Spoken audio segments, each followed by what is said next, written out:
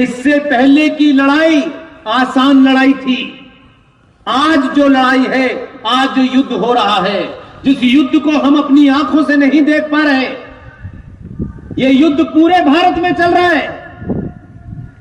हम खबरों के माध्यम से उनके ऊपर दुख तो मनाते हैं, लेकिन हम कुछ कर नहीं पाते। इसलिए बंगाल में हिंदू मार दिए गए, केरल में 35 आरएसएस के कार्यकर्ताओं की हत्या हो गई, कभी दिल्ली में दंगा करके 56 हिंदुओं को मार दिया, कभी अंकित शर्मा जो आईबी का अफसर था उसको 56 चाकू मारे। ये पूरे देश में घटनाएं चल रही हैं। कभी कहीं 2 मार दिए, कभी मॉब लिंचिंग हो गई, कभी ये चल रहा है सिलसिला। ये सरकारों का काम है, पुलिस का काम है कि वो उन्हें देखें, लेकिन वो ये चाहते हैं कि आप लगातार इस डर में रहें कि सत्ता बदलने से हमारे ऊपर कोई फर्क नहीं पड़ा है, हम पागलपने के जिहाद को जारी रखेंगे। इसलिए आज ये जो युद्ध है, जो दिखाई नहीं दे रहा, और ये हर तरीके का युद्ध है, आर्थिक युद्ध भी है, राजनीतिक भी है, धार्मिक भी है, सामाजिक भी है, हर तरीके का युद्ध चल रहा है। इस युद्ध में आप अपनी क्षमता, आप अपनी योग्यता के तहत अपना रोल, अपनी भूमिका आप तय करें। उनके पिताजी हरिशंकर जैन साहब, मेजर जनरल जीडी बख्शी साहब, कर्नल हरसिंह सिंह साहब, प्रोफेसर कपिल कुमार, सुशील पंडित, ललित अंबरदार, अंकुर शर्मा, ये तमाम 10-12 लोग पूरे देश में, न किसी संगठन से हमने परमिशन ली, न हमने किसी पार्टी की तरफ टिकट लेने के लिए उनके पार्टी ऑफिस गए, सार्वजनिक मंचों से हमने घोषणा की, हमारी पहली और आखिरी ख्वाहिश है कि हम इस राष्ट्र को सही बात बताते बताते चले जाएं, यही ख्वाहिश है। हमको किसी का पद नहीं चाहिए, हमको कोई सत्ता नहीं चाहिए। जिन लोगों को सुनने के लिए रात में 1 लाख लोग आते हों, मुझे बताइए किसी नेता को सुनने जाते हैं? यही हमारी ताकत है कि हम जैसे लोगों को, जो आपको 1 कप चाय नहीं पिला सकते, इतनी बड़ी गिनती में हमको सुनने आए हैं। हम आपको खुश करने वाली कोई खबर देने वाले नहीं हैं। हम ये जरूर बताते हैं कि आपके अंदर झूठ सुनने और झूठ बोलने के कारण आप लालची हुए, और लालच आपके अंदर कायरता पैदा कर रहा है। इसलिए जो लुटेरे थे, जो बलात्कारी थे, उन्होंने भी आपके ऊपर राज किया, और आज आप अपनी पहचान बचाने के लिए जगह जगह समझौते कर रहे हैं। लेकिन अब लास्ट जाग रहा है, इसलिए लोगों ने एक नया टर्म निकाला। उनको लगा कि पिछले 20 साल में अंग्रेजी वाली जनरेशन आ गई है, तो अब कहते हैं कि भारत में इंटॉलरेंस बढ़ गया है। मैं मानता हूं, जब इस देश का प्रधानमंत्री यह कहता है कि आपको स्वच्छ अभियान चलाना है,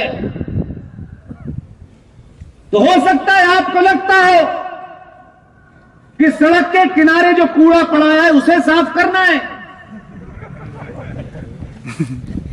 मैंने कहा, जिसे बिठाया है ना, वो प्रधानमंत्री के पद की गरिमा को ध्यान में रखे शब्दों का सही इस्तेमाल। उसने कहा स्वच्छ अभियान चलाना है, जहां भी गंदगी है उसे साफ करना है। या आपको अगर गंदगी नहीं दिखाई दे रही, लेकिन हमें तो दिखाई दे रही, इसलिए साफ हो रही है। और अगर भारत राष्ट्र की गंदगी साफ करने में दुनिया अगर आपको इंटॉलरेंट कहती है, तो मुझे अपने इंटॉलरेंट होने पे गर्व है। लिहाजा मैं एक ऐसा झूठ जो आपको कभी कभी किसी ने बताया नहीं होगा, हमारे देश में ये जो तथाकथित आजादी है, इस आजादी की लड़ाई के सिलसिले में बार बार यह कहा जाता था, पढ़े लोग लिखे लोग भी ये कहते थे, ये पढ़े लिखे लोग जितने पढ़ते हैं उतने ही मक्कार होते हैं, क्योंकि इनकी पढ़ाई लिखाई सत्ता से कैसे मिले मलाई इससे ज्यादा नहीं होती। ये वो चाटुकार है, सत्ता बदल जाती है, रातों रात कपड़े बदल लेते हैं और फिर नया ज्ञान देने लगते हैं। इसलिए सत्ता बहुत दिन बाद बदली है। इन्हीं मक्कारों ने, हम सब ने पढ़ा होगा 5वीं क्लास में, 6ठी क्लास में, हमें रटाया जाता था ऐसे जैसे कोई ये बड़ा भजन हो। कहा गया कि आजादी की लड़ाई भारतीय राष्ट्रीय कांग्रेस के अधीन लड़ी गई। ये इंडियन नेशनल कांग्रेस, जिसका अध्यक्ष इंडियन नहीं है इस वक्त, ये इंडियन नेशनल कांग्रेस आजादी की लड़ाई के लिए बनी। हमने कहा ठीक है भाई, सुन लेते हैं, पढ़ लेते हैं। जब हमने पढ़ाई करना शुरू की तो आपको ताज्जुब होगा, अंग्रेज पागल नहीं थे, बहुत थोड़ी सी गिनती में थे। आज भी उस इंग्लैंड की टोटल पॉपुलेशन 6 करोड़ 25 लाख है। हमारे यहां सुप्रीम कोर्ट का ऑब्जर्वेशन है 5 करोड़ लोग हमारे यहां इलीगल रह रहे हैं। हम झूठन छोड़ दें उतने में तो 3 इंग्लैंड पल जाएंगे हमारी झूठन पे। लेकिन आप कायर हुए, डरपोक हुए, आपके अंदर जात पात आया, सगे भाई से झगड़ा, जमीन पे झगड़ा, अपने आदमी को हराने के लिए विदेशियों से दोस्ती करके आप यहां आए। इसलिए ऐसे ऐसे लोग यहां आए। आप भी जिम्मेदार हैं, हम भी जिम्मेदार हैं, हमारे पूर्वज भी जिम्मेदार हैं। इसलिए आज इंडियन नेशनल कांग्रेस का जन्म कैसे हुआ, जरा इसको तथ्यों पे आंकिए। ये इसलिए दे रहा हूं कि लोग ये ना कहें कि मेरे तथ्य कमजोर होते हैं। मेरे तथ्यों से कुछ लोगों को तकलीफ जरूर हो जाती है। 1857 में मेरठ के अंदर मंगल पांडे नाम के एक बहादुर भारतीय ने सशस्त्र क्रांति की और उस क्रांति के चलते काफी सारे पुलिस ऑफिसर जो अंग्रेज थे वो उनके निशाने पे आ गए। काफी अंग्रेज उसमें मारे गए। अंग्रेजों ने बहुत खामोशी से, क्योंकि वो आपके बीच के दलालों को जानते थे, उन्होंने सबसे पहला काम क्या किया कि 1857 जैसी घटना दोबारा ना हो, तो चुपचाप एक प्लान बनाया और प्लान बना करके चिल्लाए नहीं, खामोशी से प्लान बनाया और प्लान को आपके बीच में जो दलाल चाटुकार थे उनको ढूंढा कौन कौन है। और 1857, याद रखिए डेट, तब आपको एहसास होगा कि हमें कितना मूर्ख हमारों ने बनाया। 1857 की उस क्रांति के बाद अंग्रेजों ने तय कर लिया था कि इन क्रांतिकारियों के बीच में हमें एक दीवार खड़ी करनी है, वो भारतीयों की हो, ताकि जब भी क्रांतिकारी कोई सशस्त्र विद्रोह करे तो अंग्रेज अफसर न मारा जाए। उत्तर प्रदेश में एक जिला है, वैसे वो जिला कुछ दूसरे कारणों से पूरी देश में मशहूर हुआ था। उस जिले का नाम है इटावा। उस इटावा का एक कलेक्टर था। उस कलेक्टर को यह प्लान दिया गया कि आपको यह ऑपरेशन करना है। उस कलेक्टर ने आपके बीच में जो महामूर्ख और दलाल थे, जिन्हें अंग्रेजी बोलने में बड़ी अपने आप को महानता दिखती थी, हिंदी बोलने में उनकी नाक कटती थी, जो शाम के 7 बजे रंगीन पानी भी पी लेते थे, ऐसे मूर्खों को इकट्ठा किया। और इटावा के उस कलेक्टर का नाम था A.O. ह्यूम। उसने 1885 में इंडियन नेशनल कांग्रेस की नींव रखी। दुनिया में कहीं सुना है कि एक अंग्रेज का भाई के हम तुम्हें गुलाम बना के मारेंगे, दूसरा के हम तुम्हें आजाद कराएंगे? हम इतने मूर्ख थे। और इंडियन नेशनल कांग्रेस यानी भारतीय राष्ट्रीय कांग्रेस का संस्थापक एक अंग्रेज था, और उसके बाद 7-8 लगातार अंग्रेज कांग्रेस पार्टी के अध्यक्ष रहे 1910 तक। ये 10 कांग्रेस के अध्यक्ष हमें आजादी दिलाने के लिए अध्यक्ष बने, और हमें बताया गया कि साहब कांग्रेस पार्टी जो थी भारत के अंदर आजादी दिलाने के लिए बनी थी।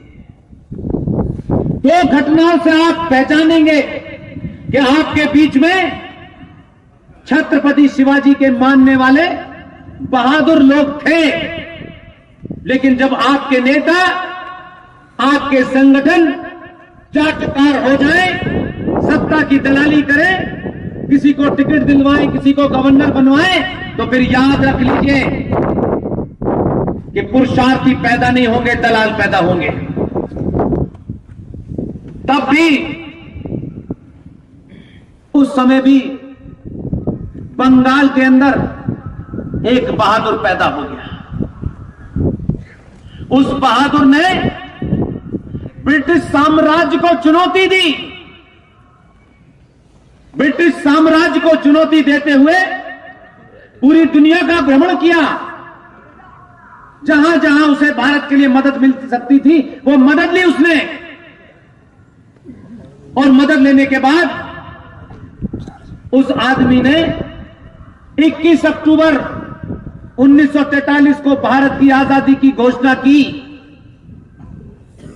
करेंसी चलाई, पोस्टल स्टैंप चलाया, और दुनिया के 11 देशों ने मान्यता दी। लेकिन चाटुकारों को यह अच्छा नहीं लगा, तो चाटुकार उसके खिलाफ लामबंद हो गए, जैसे आजकल दिल्ली वाले के खिलाफ हो जाते हैं। ये चाटुकार हर दौर में होते हैं, लेकिन जब बहादुरों की गिनती ज्यादा बढ़ जाती है तो चाटुकार समझ जाते हैं कि अब पिटने का समय आ गया, इसलिए चुपचाप रहते हैं। उन लोगों ने सुभाष चंद्र बोस को किस तरीके से एक झूठा खेल बना करके कहा कि उनकी तो मौत हो गई, एक जहाज की दुर्घटना में मौत हो गई, और पूरी कहानी गढ़ दी, और उस आदमी के ऊपर कई समझौते कर लिए, और उन समझौतों में यह भी कहा अपने आकाओं से कि जब भी वो पकड़े जाएंगे जिंदा या मुर्दा आपको सौंप दिए जाएंगे। लेकिन 2 घटनाएं हैं संयुक्त भारत की। एक आदमी अपने बल पर, अपने पुरुषार्थ पर पूरी दुनिया में घूमता है, घूम करके भारत की आजादी की घोषणा करता है। जब यहां ब्रिटेन की हुकूमत थी, 11 देशों ने मान्यता दी, लेकिन एक फूल वाले चाटुकार की कहानी सुनिए। 1946 में दुनिया का सबसे जाहिल आदमी, जो मक्का में 1888 में पैदा हुआ था, 1902 में भारत आया। न स्कूल गया, न मदरसे गया, न कॉलेज गया, न यूनिवर्सिटी गया, लेकिन भारत का पहला शिक्षा मंत्री बना। उसकी क्वालिफिकेशन यही थी। 1946 में कांग्रेस का अध्यक्ष था वो। गांधी जी ने कहा कि नया अध्यक्ष चुना जाना है, इसलिए आप इस्तीफा दे दीजिए। उसने इस्तीफा दे दिया, और देश की 15 प्रांतीय असेंबलियों से गुप्त मतदान के तहत यह कहा गया कि आप अपने प्रांत से एक वोट भेजें कि कांग्रेस पार्टी का अध्यक्ष कौन होगा। पट्टाभी सीतारमन, सरदार पटेल, आचार्य कृपलानी, ये 3 नाम थे। फूल वाले चचा का तो नाम ही नहीं था। लेकिन क्यों? क्योंकि बीच में एक पुल था, जो कोट पहन के आए थे इंग्लैंड से, कहानी गढ़ी गई उनके लिए कि उनको, क्योंकि वो हिंदुस्तानी थे इसलिए ट्रेन से फेंक दिया गया। फिल्म में देखिए आपने, वैसी एक कहानी गढ़ी गई। यहां आए, उन्होंने कोट उतार के खुट्टी पर टांग दिया, पैंट टांग दी, लंगोटी पहन के घूम रहे। उन्हें भारतीयों से जोड़ना था, अपने आप को दिखाना था मैं त्यागी हूं। उन्होंने फिर घपला किया और घपला करके कहा कि इसमें नेहरू का नाम नहीं है। फिर उसमें से एक नाम हटा और फिर नेहरू का नाम जोड़ा। और 15 असेंबलीज ने गुप्त मतदान करके अपने जब वोट भेजे और जब ईवीएम खुली, आज तो आप 2022 के भारत में हैं, आज आप थोड़ी देर में कहने लगते हैं, एक पार्टी तो ऐसी है कि नतीजे आते ही वो कहती है कि ईवीएम में घपला हो गया। ये वो पार्टी है, ये वो पार्टी आज 2022 में कहती है कि ईवीएम में घपला कर दिया गया है, मशीन में से वोट बदल दिए गए हैं। अरे जब ईवीएम नहीं थी तब गांधी जी ने नेहरू के साथ मिलके ही घपला कर दिया था। 15 वोट खुले, 15 में से 12 वोट सरदार पटेल को मिले, 1 वोट पट्टाभी सीतारमन को मिला, 1 वोट आचार्य कृपलानी को मिला और 1 वोट किसे मिला पता नहीं। लेकिन इतना सच था, नेहरू को 1 भी वोट नहीं मिला था। आप दुर्भाग्य देखिए, विडंबना देखिए, हमने ऐसे ऐसे झूठे मक्कारों को इस देश में महान, महात्मा, विजनरी, दूरदृष्टि, ऐसे ऐसे हमने उनको बड़े बड़े सर्टिफिकेट दिए। आपको ताज्जुब होगा, जिनका चरित्र होता है, जिनको अपने आत्मबल पे विश्वास होता है, वो दलालों के सामने झुकते नहीं हैं। इस घपले में, इस पूरे घोटाले में अगर कोई सबसे बड़ा दोषी है तो मोहनदास करमचंद गांधी है। तथ्यों पे कह रहा हूं ये बात। ये पूरी घटना, उस पेटी को खोलना, उस पेटी में से वोटों का निकलना, उस पूरी प्रक्रिया में सीधे हाथ पे गांधी, उल्टे हाथ पे पटेल, सामने नेहरू, ये ऐसे ही व्यवस्था में बैठे हुए थे। उस पूरी व्यवस्था का वर्णन किसी तीसरे पत्रकार ने नहीं किया, किसी चौथे आदमी ने कहानी सुन के नहीं किया। आचार्य जेबी कृपलानी, जो उस समय कार्यकारी अध्यक्ष बनाए गए थे, उन्होंने इस किस्से को लिखा है। लेकिन चाटुकारों ने कहा कि जेबी कृपलानी की किताब अगर आ गई तो बच्चा बच्चा घर में घुस के मारेगा, किताब गायब कर दी। लेकिन हम जैसे पागल भी इस देश में पैदा होने थे। हमने कहा तुम किताब गायब करोगे, लेकिन हमारे अंदर भी पागल होने का जुनून है। हमने भी किताब कहीं से भूल ली, एक ही बची थी, एक ही ढूंढ ली। उन्होंने कहा नहीं दूंगा, कोई चिंता नहीं। हमने कहा 2 घंटे के लिए दे दो। 1300 रुपए की फोटो स्टेट कराई और फिर उसके बाद में चिल्लाना शुरू किया। तो अब चुपचाप मार्केट में अवेलेबल हो गई है। उन्होंने कहा अब तो पोल खुली गई है, अब क्या करना है। उसमें जेबी कृपलानी ने पूरा किस्सा लिखा है कि कैसे सरदार पटेल के साथ गांधी जी ने जघन्य अपराध किया। जेबी कृपलानी खुद मौजूद थे, सारी प्रक्रिया उनकी देखरेख में हो रही थी। उन्होंने अपनी किताब, जिसका नाम है Gandhi, his life and thought, page number 248, 248, 249 और 250 पे ये पूरी घटना का वर्णन किया है। ये किसी आरएसएस और बीजेपी वाले ने कोई झूठी किताब नहीं लिखी है। जब वो रिजल्ट निकला और जेबी कृपलानी ने बताया गांधी को तो गांधी नेहरू की तरफ देख के बोले कि नेहरू, तुम्हें 15 में से एक भी वोट नहीं मिला।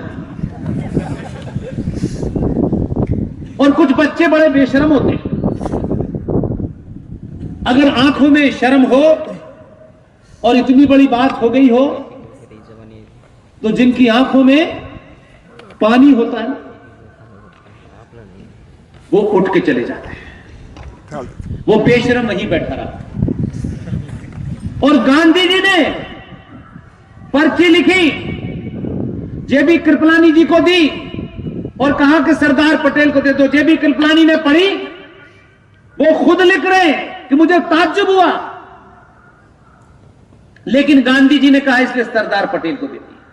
सरदार पटेल ने जब पर्ची खोली तो उनके माथे पे बल थे, वो नाराजगी की मुद्रा में थे। लेकिन बड़े लोगों का बड़ा कद होता है, छुट भैये लोग पदों के पीछे भागते हैं।